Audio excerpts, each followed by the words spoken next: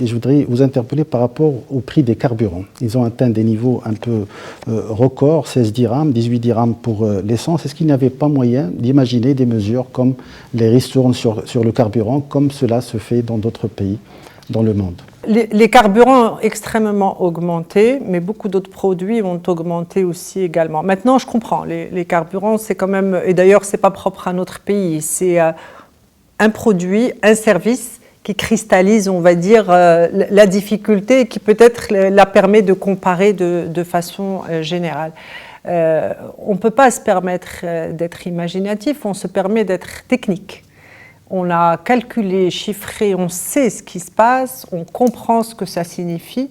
Maintenant, les choix salutaires qui ont été faits au Maroc de ne plus compenser les produits des carburants est vraiment salutaire. Parce qu'aujourd'hui, la facture, si on devait la payer comme l'ancien schéma, c'est 60 ou 65 milliards de dirhams. C'est quelque chose qui ne sommes pas dans nos moyens. Ou alors, s'il l'était, ça veut dire qu'on arrête tout le reste. C'est extrêmement important. Le choix que nous avons fait, et ça se voit dans notre loi de finances, c'est d'exécuter le programme gouvernemental parce que c'est réformer en profondeur qui nous est demandé. Donc, c'est important. Maintenant, il faut dire, excusez-moi, Madame la Ministre, on ne vous demande pas de retourner à la compensation. On vous demande de réallouer les recettes additionnelles issues de la hausse de la taxation de la fiscalité des carburants parce qu'il y a eu une hausse mécanique. J'ai bien compris. Je pense pour un montant qui avoisine 3 milliards de dirhams. Pour parler des chiffres, oui, sur la TVA à l'importation, à fin juin, on a une augmentation de 6,8 milliards de dirhams, effectivement. La compensation seule, on a dû mettre 12 milliards de plus.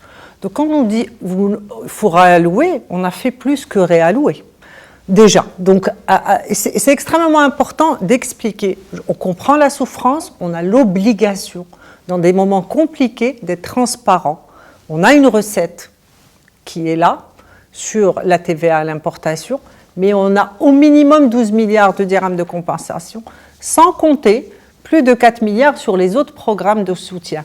Le transport est une solution qui est certes probablement pas suffisante pour que chaque personne s'y retrouve, mais c'est une solution transversale pour ceux qui prennent les transports en commun intervilles et à l'intérieur et en milieu urbain, et pour le transport des marchandises.